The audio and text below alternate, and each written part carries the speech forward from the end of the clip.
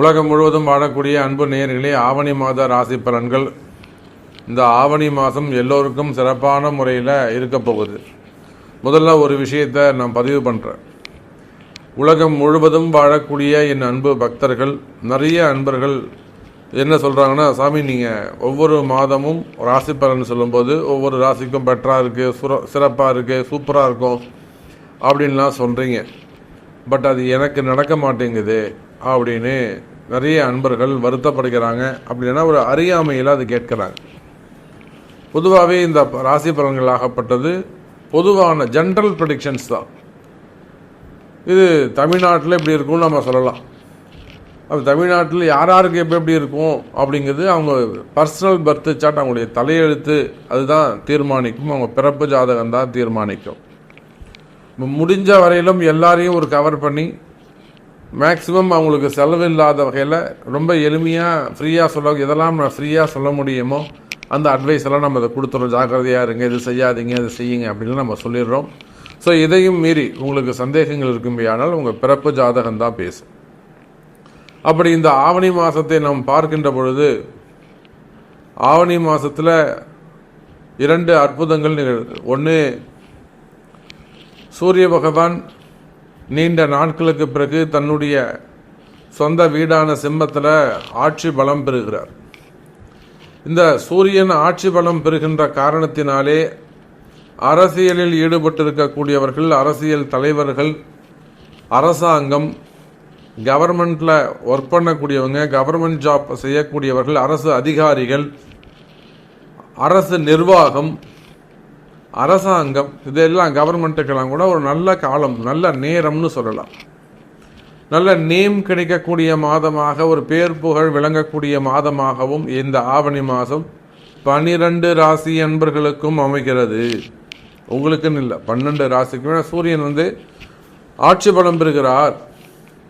அப்போ சூரியனை நோக்கித்தான், சூரியன்ட்டு ஒளியை பெற்றுத்தான் 9 மற்ற 8 கிரகங்களும் ஒளியை பெறுகின்றன. வாங்கி தான் உங்களுக்கு கொடுக்குறாங்க. அப்போ 9 கிரகங்கள் மட்டுமல்லாது 1008 அண்டங்களுக்கும் வெளிச்சத்தை கொடுக்கக்கூடியவன் சூரியன். அந்த சூரியன் தன்னுடைய சொந்த வீட்டில் ஆட்சி பலம் பெறுகிறான். அது ஒரு தனி சிறப்பு. அதே போல சுக்கிர பகவான் தனக்கு 5வது வீடாக இருக்கக்கூடிய பஞ்சமஸ்தானத்தில் கன்னி ராசியிலே அமைகிறார். அது ஒரு தனி சிறப்பு. எப்பொழுதுமே குருவுக்கும் சுக்கிரனுக்கும் திரிகோண தொடர்பு ஏற்படுகின்ற பொழுது அந்த குரு சுக்கிரன் பரிவர்த்தனை யோகம் பல வெளிநாட்டு யோகங்களை ஏற்படுத்தும், பல திருமணங்களை நடத்தி வைக்கும், பல திருமண தடைகளை விலக்கும், பல பிரிந்த தம்பதிகளை ஒன்று சேர்க்கும், பல கஷ்டங்களை எல்லாம், பெண்களால் வரக்கூடிய தொந்தரவுகள், இல்லற வாழ்க்கையிலே வரக்கூடிய இடர்பாடுகள், இவற்றையெல்லாம் விளக்கக்கூடிய ஒரு அற்புதமான தொடர்பு இந்த குரு சுக்கிரன் தொடர்பு. அப்போ ரிஷபராசிக்கு 5வது வீடு எது அப்படின்னு பார்த்தீங்கன்னாக்கா கன்னி ராசி. அப்போ சுக்கிர பகவான் கன்னி ராசியிலே சஞ்சாரம் செய்கின்ற பொழுது தனக்கு 5, 9ஆக அமைகிறார். அது இதுக்கு மேலே இந்த ரிஷபத்தில் குரு இருக்கார். இவங்களுக்கு அங்கே திரிகோணத்திலே பார்ப்பீர்களேயானால் சனி பகவானுடைய வீடு, ராகுவுடைய தொடர்பு அங்கே ஏற்படுகிறது. அப்போ சனி, குரு, சுக்கிரன், ராகு இவங்கெல்லாம் இந்த ஆவணி மாதத்தில் நல்லா பலம் பெற்ற கிரகங்களாக, பவர் உடைய ஒரு பிளானட்ஸாக விளங்குகிறார்கள். இப்போ இந்த 5 கோள்களை அடிப்படையாக கொண்டு தான் நம்ம இந்த ஆவணி மாத ராசி பலன்களை பார்க்க போகிறோம். குறிப்பாக ஆன்மீகத்தில் ஈடுபட்டிருக்கக்கூடியவர்கள், ஆலய மடாதிபதிகளாக விளங்கக்கூடியவர்கள், அதே போல ஆதீன கர்த்தாக்கள், இவங்க எல்லாருக்குமே கூட இருக்கக்கூடிய ஒரு சில சங்கடங்கள் விலகும். அதே போல ஆன்மீகத்தில் ஈடுபட்டிருக்கக்கூடியவர்கள், மடாதிபதிகள் இருக்கக்கூடிய நோய் நொடிகள் விலகும். பல மறைமுகமாக நடக்கக்கூடிய சூழ்ச்சிகள், பல இடங்களில் மறைமுகமாக நடக்கக்கூடிய கலகங்கள், கீழே வேலை செய்ய இருக்கக்கூடிய நம்ப முடியாத ஆட்கள், இந்த மாதிரியான ஒரு சில பிரச்சனைகள் இருக்கும். திருட்டு, களவு, பொய், கலகம், இதெல்லாம் பஞ்சமா பாதகங்கள்லாம் அங்கே நடக்குமே, ஆனால் அதெல்லாம் அவங்களுக்கு தெரிய வரும். அந்த மாதிரி இடங்கள்ல அவங்க ரொம்ப ஜாக்கிரதையாகவும் கவனமாகவும் நடந்து கொள்ள வேண்டும். அதே போல இந்த குரு சுக்கிரன் யோகம் 12 ராசி அன்பர்களுக்கும் மிகப்பெரிய ஒரு பண யோகத்தை, தன யோகத்தை வாரி வழங்குகிறது. ஃபண்டு ஃப்ளோ கிடைக்க போகுது. ஏன்னா குரு சுக்கிரன் யோகங்கிறது ரொம்ப சிறப்பான ஒரு யோகம். அதே போலத்தான் சினிமா துறைக்கும் அதி அற்புதமான யோகம். குரு சுக்கிரன்றது சினிமா துறைக்கும் கலைத்துறைக்கும் உரித்தானது. வருமானங்கள் லக்ஷ்மி கடாட்ச, வீடு லக்ஷ்மி கடாட்சமாக இருக்கும், வீடே சுபிக்ஷமாக இருக்கும், நிறைய மங்கள விசேஷங்கள்லாம் நடக்கப் போகுது. ஸோ இந்த 5 கிரக அமைப்புகள் அந்த ஆவணி மாதம் உங்கள் ராசிக்கு எப்படி இருக்குன்னு பார்த்துடலாம் வாருங்கள். ரிஷபராசி நேயர்களே, ரிஷபராசி நேயர்களே, இந்த ஆவணி மாதம் ஒரு சிறப்பான மாதமாக ரிஷபராசிக்கு அமைகிறது. காரணம் என்னன்னு கேட்டிங்கனாக்கா, ஒரே காரணம்தான். உங்களுடைய ராசிநாதன் சுக்கிரன் ராசிக்கு 5வது வீட்டில் அமைகிறார் அப்படின்னு சொன்னேன். அது மற்ற ராசிகளுக்கு நன்மையோ இல்லையோ, நிச்சயமாக உங்களுக்கு ரிஷபராசிக்கு அது ரொம்ப சிறப்பான முறையில் நல்ல யோகத்தை கொடுக்க போகின்றது. ரிஷபராசி நேயர்களே, உங்களுடைய கஷ்டங்கள் என்னன்னு தெரியும், உங்களுடைய பண தேவைகள் என்னன்னு தெரியும். ஒவ்வொரு தொழில் செய்யக்கூடியவங்களோ, ஒரு பிஸ்னஸ் மேனாக இருக்கக்கூடியவங்க, ஒரு தொழில் செய்யக்கூடியவங்க, வியாபாரம் செய்யக்கூடியவங்க, சின்ன சின்ன கடைகள் வச்சு நடத்தக்கூடியவங்க, பெரிய மல்டி பிஸ்னஸ் செய்யக்கூடியவர்கள், பல 1000 கோடியில் டர்ன் ஓவர் செய்யக்கூடியவர்கள், இப்படி எல்லா நிலைகளிலும் ரிஷபராசியாக இருப்பார்களே. ஆனால் அவங்களுக்கு திடீர்னு எந்த மாதிரியான சிக்கல், ஒரு 6 மாசமா போட்டு பாடாப்படுத்துதுங்க சாமி, ஒரு 6 மாசமா போட்டு பாடாப்படுத்துதுங்க. அடுத்து ஏதேனும் ஒரு சங்கடங்கள் ஏற்பட்டு கொண்டே இருக்கின்றன. அடுத்தடுத்து ஏதேனும் ஒரு கஷ்டங்கள் வந்து கொண்டே இருக்கின்றது. அப்படி இல்லைன்னா நிறைய லாஸ் ஆகுது. அப்படி இல்லைன்னா கடன் சுமைகளாக இருக்குது, கடன் பிரச்சனைகளாக இருக்குது. அப்படி இல்லைன்னா ஹவுஸ் ஓனர் பிரச்சனை, பில்டிங் ப்ராப்ளம், லைசன்ஸ் ப்ராப்ளம். அப்போ தொழில் செய்யக்கூடியவங்களுக்கு, வியாபாரம் செய்யக்கூடியவங்களுக்கு, குறிப்பாக ரிஷபராசியாக இருப்பார்களே ஆனால், கல்வி நிறுவனங்களாக இருக்கலாம், டெக்ஸ்டைல் பிஸ்னஸ் செய்யக்கூடியவங்களாக இருக்கலாம், தறி செய்யக்கூடியவங்களாக இருக்கலாம், கோல்டு பிஸ்னஸஸ், ஜுவல்லரி வச்சிருக்கக்கூடியவங்களாக இருக்கலாம், ஹோல்சேலாக இருக்கலாம், டெக்ஸ்டைல்ஸ் ஹோல்சேலாக இருக்கலாம். அதே போல் மில்லுங்க வச்சு, பெரிய பெரிய மில்லுங்க வச்சு, காட்டன் மில்ஸ் அந்த மாதிரிலாம் மில்லுங்க வச்சு நடத்தக்கூடியவங்க, ரைஸ் மில்லு, ஆயில் மில்லு, மில்லுங்க வச்சு நடத்தக்கூடியவர்கள். அதே போல் ஸ்கூல், காலேஜஸ், இதெல்லாம் வச்சு, கல்வி நிறுவனங்கள் அதெல்லாம் வச்சு நடத்தக்கூடியவர்கள். அப்போது builders, promoters, land promoters, builders, கட்டுமான தொழிலில் ஈடுபடக்கூடியவர்கள், ரோடு கான்ட்ராக்டர், பில்டிங் கான்ட்ராக்ட்ஸு, அந்த மாதிரியான கான்ட்ராக்ட் பில் எடுத்து செய்யக்கூடியவங்க, மெயினாக கிரஷர்ஸ், குவாரிகள் அதெல்லாம் வச்சு நடத்தக்கூடியவர்கள். அப்போ நீங்கள் எந்த தொழில் செய்பவராக இருந்தாலும் சரிதான், ரிஷப ராசி நேயர்களே, தொழில் அமைப்புகளை பொறுத்தவரையிலே லாபம் தரக்கூடிய மாதமாக இந்த மாதம் அமைகிறது. லாபம் அதிகரிக்கும், நல்ல லாபம் கிடைக்கக்கூடிய மாதமாக இந்த மாதம் அமைகிறது ரிஷப ராசி நேயர்களே. அன்றைக்கி கூட நாம் பார்க்குறோம்,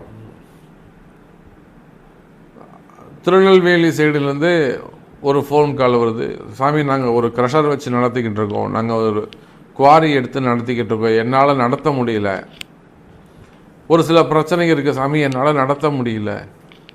அப்படியா, சரிங்க, கவலையே படாதீங்க சார், அதை என்ன பண்ணணும், நம்ம நடத்துறதுக்கு என்ன வழி உண்டோ, உங்களால் முடியலன்னா நம்ம இன்னொருத்தர் கொடுத்து செய்ய சொல்லுவோம். அது அப்போ உங்கள் பிறப்பு ஜாதகம் என்ன சொல்லுதுன்னு பார்க்கலாம். அப்போ ஒரு தொழிலே நின்று போகிற கண்டிஷனில் இருந்தாலுமே கூட அதையும் தடுத்து மீண்டும் அதை லாபம் வருகின்ற வகையிலே, அதுலேருந்து அவங்களுக்கு ஒரு 10 ரூபாய் நிலையாக வருமானம் வருகின்ற வகையிலே வாராகியுடைய அனுகிரகத்தால் வழிவகை செய்யப்படுகிறது. அப்போ ஒரு தொழில் செஞ்சுக்கிட்டு இருக்கீங்க, அந்த தொழிலில் நிறைய கஷ்டங்கள் இருக்கும். அதுவும் ரிஷபராசினா லாபம் பார்க்கவே முடியாது. லாபம்னா என்னன்னு கேட்கணும். அப்போ அந்த மாதிரியான தொழில் செய்யக்கூடிய இடங்களில் கஷ்டங்கள் இருக்குமே. ஆனால் ரிஷபராசி நேயர்களே கவலை வேண்டாம். இந்த ஆவணி மாதம் அந்த கஷ்டங்களை எல்லாம் விலக்கி வருமானம் வரக்கூடிய வகையில் அமைகிறது.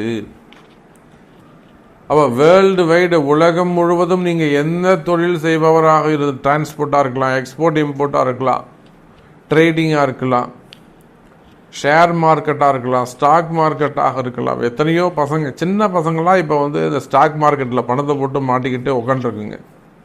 நாம் எத்தனை பேருக்கு தான் வழிகாட்டுவது, எத்தனை பேருக்கு தான் காப்பாற்றுறது? எனக்கு 8 லட்ச ரூபா வரணும், 10 லட்ச ரூபா வரணும், 20 லட்ச ரூபா வரணும். சாமி அந்த அமௌண்ட்லாம் கேட்காதீங்க சாமி, ஒரு 80 ரூபாய்க்கு மேலே சாமி. புதுசாக இந்த ஐடியில் ஒர்க் பண்ணக்கூடிய பிள்ளைங்க, ஒரு 30 வயசுக்குள்ள அந்த பசங்க நான் ஸ்டாக் மார்க்கெட்டில் போடுறேன், மாதம் எனக்கு இவ்வளோ தரேன்னு சொன்னாங்க, 2 மாதம் கொடுத்தாங்க, 3ஆம் மாதம் நிப்பாட்டிட்டாங்க. பணம் ஏமாறுதல். அப்போ இந்த மாதிரியான ஏமாற்றங்கள் இருக்குமே. ஆனால் கவலை வேண்டாம் ரிஷபராசி நேயர்களே, அதுக்கெல்லாம் உரிய பரிகாரங்கள் உள்ளது. அதுக்கெல்லாம் ஒரு சில வழிமுறைகள் உள்ளது. கொடுத்த பணம் திரும்ப வேண்டுமா? பணங்காசு ஏமாந்துட்டீங்களா? நிச்சயமாக அவங்களுக்கு கொடுக்கக்கூடிய தகுதி இருக்குமே. ஆனால் வாங்க முடியும். கவலை வேண்டாம், உங்கள் பணம் உங்களுக்கு வந்து சேரும். ரிஷபராசி நேயர்களே, அதே போல தான் நிறைய அந்த பிளாக் மேஜிக் சம்மந்தப்பட்ட பிரச்சனைகள் ரிஷபராசியை ஆட்டி படைக்குது. வீட்டில் ஏதோ ஒன்று இருக்குது சுவாமி, குடும்பத்தில் ஏதோ ஒன்று இருக்குது, பிளாக் மேஜிக் அல்லது இடதோஷங்கள். நான் எல்லா பதிவுலுமே சொல்வது உண்டு இடதோஷங்களை பற்றி. இடதோஷம்தான் ரொம்ப முக்கியமான காரணம். இந்த இடதோஷம்தான் காரணம். என்னன்னு கேட்டிங்கன்னா, ஒரு வீடு அவனை வாழ விடாது. ஒரு இடத்துல அந்த இடத்துல ஏதேனும் ஒரு பொருள் இருக்குமே. ஆனால் ஏதேனும் ஒரு பொருள் இருக்கும், இல்லை ஒரு பிரச்சனை இருக்குமே. அதனால் அந்த வீட்டில் அடுத்து ஆளுங்களை கிளப்பி விட்டுக்கிட்டே இருக்கும். ஒருத்தரை ஒழுங்காக இருக்க விடாது. இல்லைன்னா ஏதேனும் பிரச்சனையை ஏற்படுத்தும், அடிதடியில் கொண்டு போய் விடும், சண்டை சச்சரவுகளை கொண்டு போய் விடும். இதெல்லாம் இடதோஷத்தை குறிக்கும். ஃபேமிலி நல்லா போய்கிட்டு இருந்தது சாமி, இப்போ பாருங்கள் திடீர்னு பிரச்சனை வீட்டில். எதனால் பிரச்சனை வந்ததுன்னே தெரியல, அவ்வளோ ப்ராப்ளம் வருதுங்க சாமி அப்படின்னு சொல்கின்ற வகையில் குடும்ப பிரச்சனைகள் இருக்குமே. ஆனால் அது எல்லாத்துக்கும் இந்த இடதோஷங்கள் தான் காரணம். விவசாய பூமியாக இருக்கலாம், குடியிருக்கக்கூடிய வீடுகளாக இருக்கலாம். அன்றைக்கெல்லாம் நாங்கள் பெங்களூர் போயிட்டு வந்தோம். ஒரு முறை இந்த இடதோஷ நிவர்த்திக்காகவே பெங்களூர் போயிட்டு வந்தோம். இன்னொரு முறை கண்ணூர், அங்கே போயிட்டு அந்த இடதோஷ நிவர்த்தி செய்துட்டு வந்தோம். அப்போ விவசாய பூமியாக இருக்கலாம், தொழிற்சாலைகளாக இருக்கலாம், பெரிய பெரிய ஃபேக்ட்ரியாக இருக்கலாம், கம்பெனிகளாக இருக்கலாம், ஏன் அரசு அதிகார கட்டிடங்கள், அரசு சார்ந்த அலுவலகங்கள்.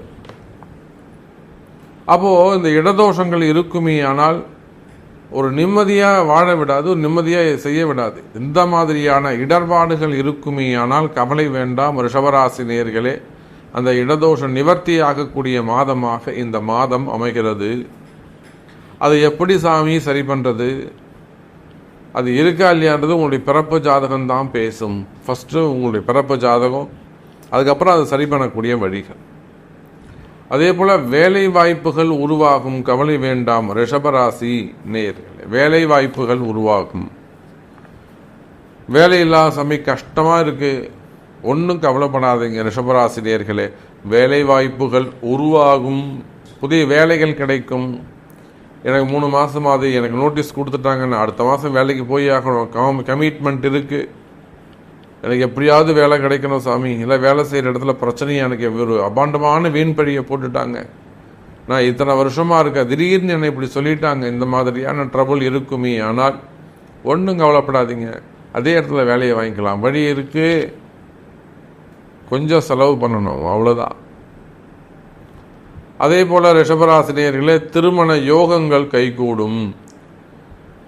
முதல் திருமணம், இரண்டாவது திருமணம், தடைப்பட்ட திருமணம், தள்ளிப்போன திருமணம், வயோதிக திருமணங்கள். பொண்ணுக்கே 40 வயசு ஆகுது, பார்த்துக்கோங்க. பொண்ணுக்கு 40 வயசு ஆகுது, இன்னும் கண்டிஷன் போட்டுருக்கு பொண்ணு. அதே போல் பையனுக்கு 30 வயசு ஆகுது, பொண்ணுக்கு 30 வயசு ஆகுது, திருமணம் நடக்கலையா?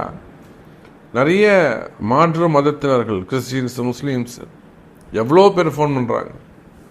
அப்போ அந்த மாதிரியான திருமண தடைகள் இருக்குமே, ஆனால் கவலை வேண்டாம். ரிஷப ராசினியர்களை திருமண யோகங்கள் கைகூடும். ஸோ நம்ம நிறைய விஷயம் பேசிக்கிட்டே போகலாம், நேரம் போகிறதே தெரியாது. உங்களுடைய கேள்வி என்ன, அதுதான் முக்கியம். உங்களுக்கு என்ன நடக்கணும், உங்களுக்கு என்ன தேவை என்பதை அறிந்து தொடர்பு கொள்ளுங்கள் என்பதை தெரிவித்துக் கொண்டு மீண்டும் வேறொரு அற்புதமான பதிவில் உங்களை சந்திக்கிறேன். நன்றி. நமச்சிவாயம். ஜெய் வாராகி. ஜெய் ஜெய் வாராகி.